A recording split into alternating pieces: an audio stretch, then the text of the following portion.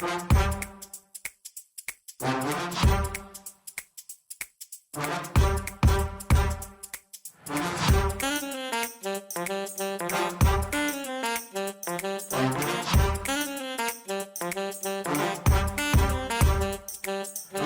I'm Mike Maloney, and welcome to another CSRM podcast. Today's episode is hosted by Dr. Greg Linville. Hi again. We welcome you back to another installment of the CSRM podcast, and we're joined again today by Pastor Vernon Wendt, and we were talking last time about kind of his coming to this integration of faith and sport personally, and then also how they are starting to think about this within the Missouri Synod Lutheran tradition and that denomination. So, Vernon, welcome back. Thank you. We're hoping this time to think a little bit more about this, what we normally call Craftsmanship. And for those of you that are unfamiliar with that term, it's what we think is a biblical fulfillment of sportsmanship and gamesmanship. And if I might just say, sportsmanship is kind of a humanistic relativism that says you got to play fair, but what does that mean? They never really define it. Be a good winner, be a good loser, don't cheat. You know, it's those kinds of things, and yet they only reward winners. There's no reward for if you ever lose or any of those kinds of things in that sportsmanship ethic. And yet, we as followers of Christ, we understand that a lot of with the sportsmanship ethic, it's not all necessarily wrong. It just comes short of fulfillment. But sometimes it devolves into what we've called gamesmanship. And that is to win the game. The ultimate ethic is not to be a good sports person, but to be a winner. And so to gamesmanship, I got to win at any cost, no matter what I have to do to get there. But for those of us that are trying to be disciples of Jesus, followers of Jesus in this world of competition and sport, we say Craftsmanship. A, would Christ compete? B, would Christ compete in every single sport? C, how would Christ perform and play in those sports? So there you have three questions. Start with the first one. Would Christ compete? Oh, well, going back to the Latin definition of competition, you're probably aware of this already. It's striving together. And so it's bringing out the best in each other. And like a Calvin and Hope rivalry, Calvin and Hope and the evenness of the basketball teams. Yeah. Talk about a rivalry, Calvin and Hope. If you got folks don't know that, you need to check that out. I had a very good friend whose son played there at Hope and really got into it. Yeah. So without Calvin, Hope would not be what it is, and without exactly Hope, Calvin would not be what it is. So they strive together, and they some of these kids went to the same school. It's a Christian Reformed rivalry, but I was a Lutheran involved in that whole thing, but you can see the pushing and the striving together and the respect that both teams had for each other. And I think that's what competition is all about. Christian competition in a context. You earlier talked about, would Jesus be a football player knocking people on the ground? I would go back to what Paul, some of us have a sensitive conscience, and that's the the meat offered at idols type of thing. It depends on the individual per se, just like listening to different music or different things that people have different foibles about. So if you can take Christ on that playing field and honor him by knocking your opponent to the ground and letting them up after you knock them down, I think that's perfectly fine. I don't think if you're playing within the rules, you're not out to paralyze anybody. God forbid that happens, and somebody I feel terrible if that happened. But I think there is a tension there between a physical contact sport like football or hockey, or can you really go out there and be a gladiator for Christ? And that's I guess that's something I advise some of my athletes. If maybe you have to choose another sport, and that's if it really affects your conscience and your faith. Otherwise, you're living in a bipolar type of existence. I'm bringing Christ off the field, but on the field, I'm taking him off, and never mind. And so Right. I think, Right. yeah, so yeah. And while this is an oversimplification of the whole thing, people have often asked us and said, well, no, competition is evil. And I said, are you sure? Because if that is the case, that competition is evil, you would say then the people that engage in that are sinning, right? Absolutely. The response comes back. I said, how do you deal with what Jesus did with Satan in the wilderness and all through eternity? Mhm. And they sit there and they start to mumble. And I'm saying, you see, it's not that competition is evil, because Christ competed with the devil. And so therefore, if it's sinful, then Jesus is sinful and we have no redeemer. He's no longer perfect. So then we have to understand what we mean by competition and what we mean by sin, but it doesn't necessarily mean the competition is evil. Your thoughts about any of that? Yeah, I agree wholeheartedly. I mean, that's what God has called us to be. In fact, the Old Testament word for Israel is the God wrestlers. And what a beautiful term. Say that Not only again.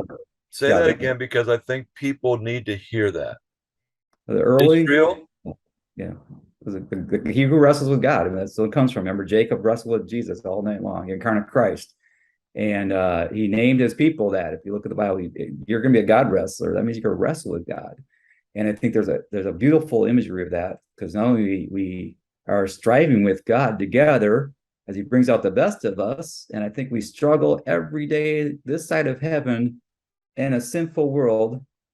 That's just a beauty, that contact of a wrestler with the incarnate Christ. I'm wrestling with God. He's bringing out the best in me, and sometimes he pins me down and say I give up.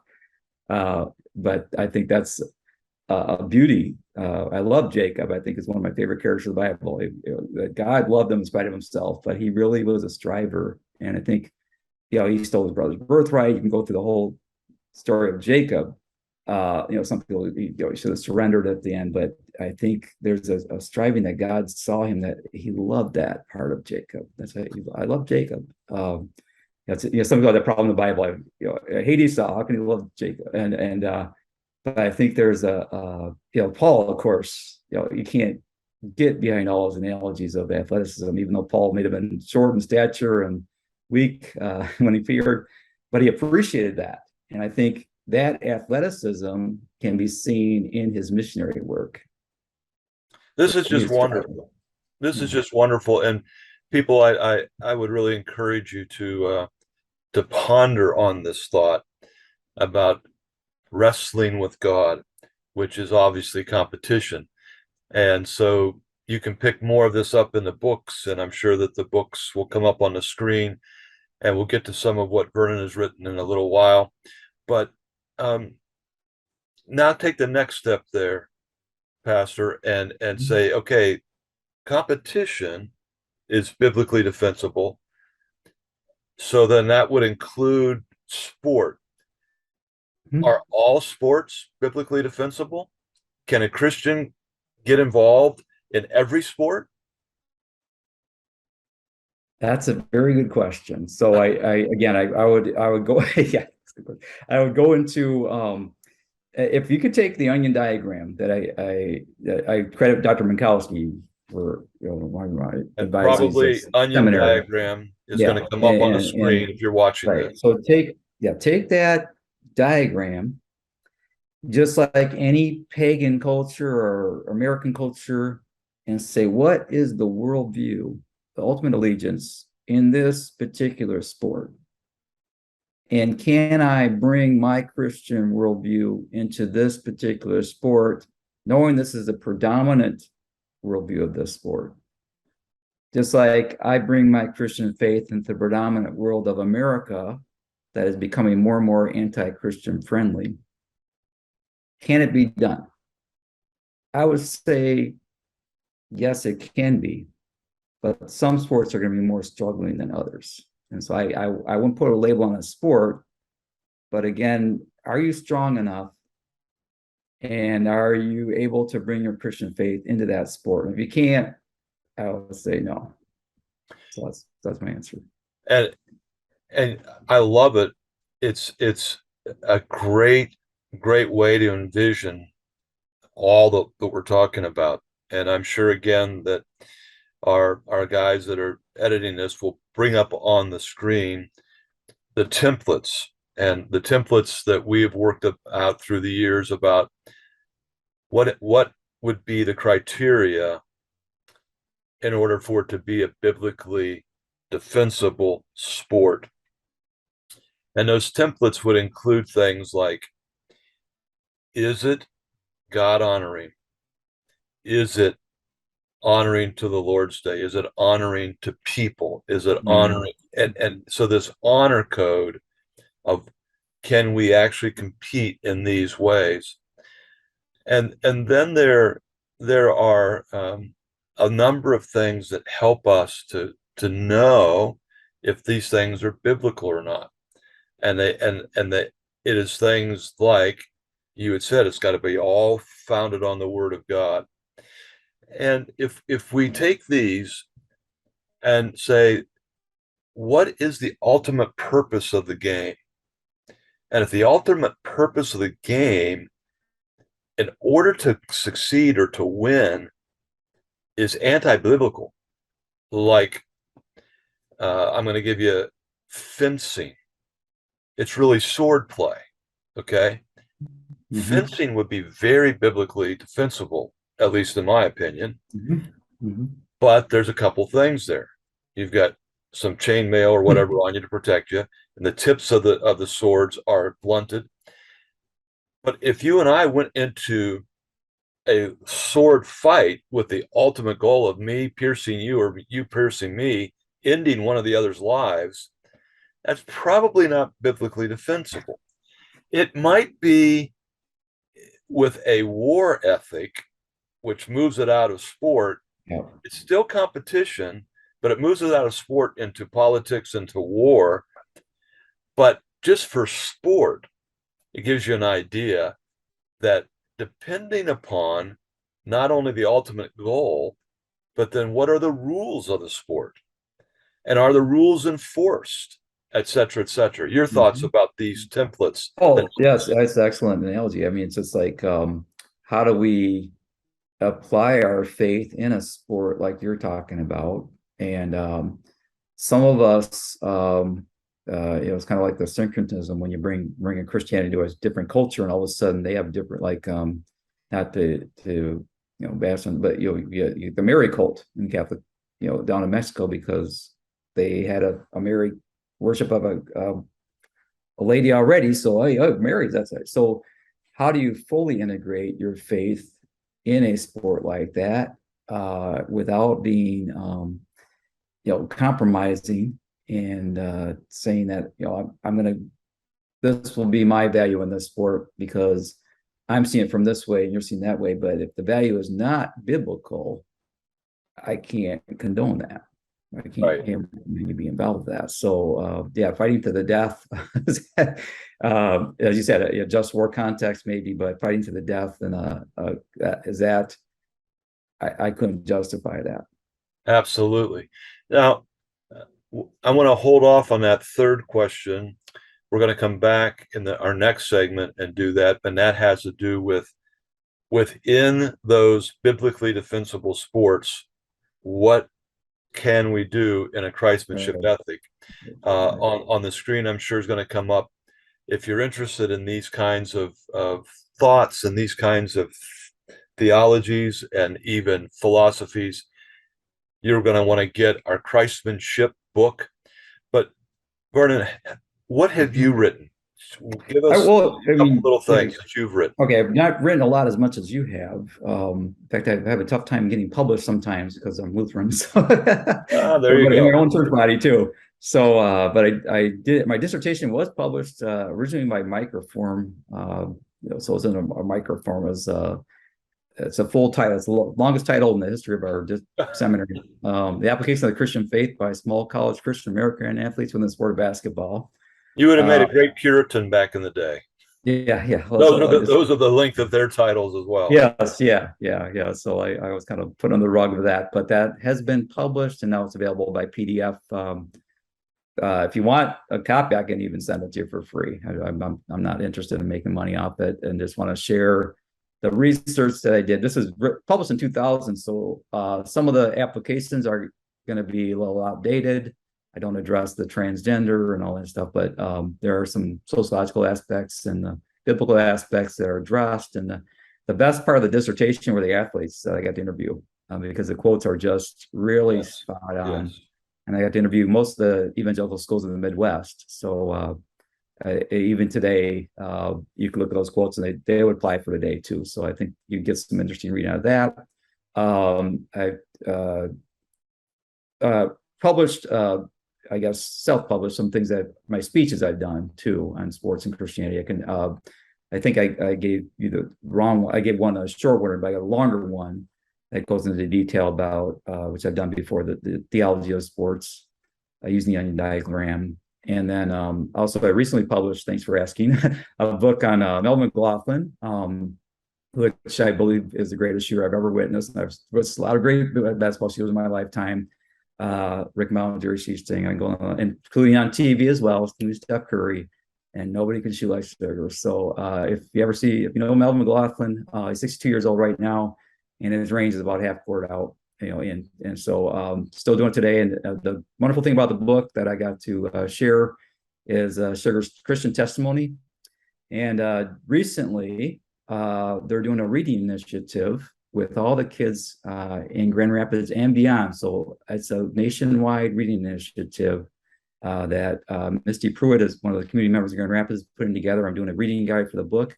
And it talks about how Sugar, his basketball career was disappointing too, in a sense. So I can relate to him, but I can't play like him. So there's a little parallel. My testimony's in the book too, a little bit shorter book. But if you want to read a story about an athlete who still has the joy of sports, Sugar's probably a role model for that. Just like Phil Jackson wrote a book about sacred hoops with Michael Jordan being the role model, I would say Sugar would be a role model of the joy of sports. So there's a few things that I'm trusting have come up on the screen as you're watching this. If you're listening to this and you're, on your daily commute in your car, or you're out riding your bike or on the treadmill or what have you, you could kind of fast forward if you wanted to go through the video and get that, or you can just contact us at CSRM, and there'll be some connection points there to get you these particular things that Pastor Wendt has authored. And it's an audio form too, so a lot of people. Oh wow, good. Yeah. Very good. So we'll make that available to everyone, and we do hope that you would avail yourselves of these, because again, for those, this is primarily geared to those who are local church sports and rec fitness ministers. You're wanting to figure out, how do we communicate this Christmanship ethic to your people? Here's another solid thinker that is giving you some insights here that we really would recommend to you. Well, we're winding down on this segment, and I want us to come back next time, and I want us to explore now. We've talked about, is competition itself biblically defensible? We briefly showed why we thought that was, and we said, are all sports, are they biblically defensible? And we're saying possibly, depending upon how the rules are, but they at least have to go through these templates that we've mentioned that have come up on the screen. So when we come back, let's then dive in, and your passion is more basketball. And so we'll ask the question about, would Jesus foul if he ever played in a game of basketball? And so we'll answer that question on the next podcast. Thanks for joining us, Pastor Wendt. Thanks to all who are watching. The CSRM podcast is a production of CSRM and their production house, Overwhelming Victory. Dr. Rick Linville is the executive producer, and Scott Stedman is the associate producer and editor. To learn more about CSRM, visit csrm.org. For more information about Overwhelming Victory, visit overwhelmingvictory.org. The CSRM podcast is the flagship member of the podcast network Overwhelming Victory Radio. For more information on Overwhelming Victory Radio, or to listen to our partner podcasts, visit overwhelmingvictory.org/OV Radio. For CSRM podcasts, I'm Mike Maloney. Have a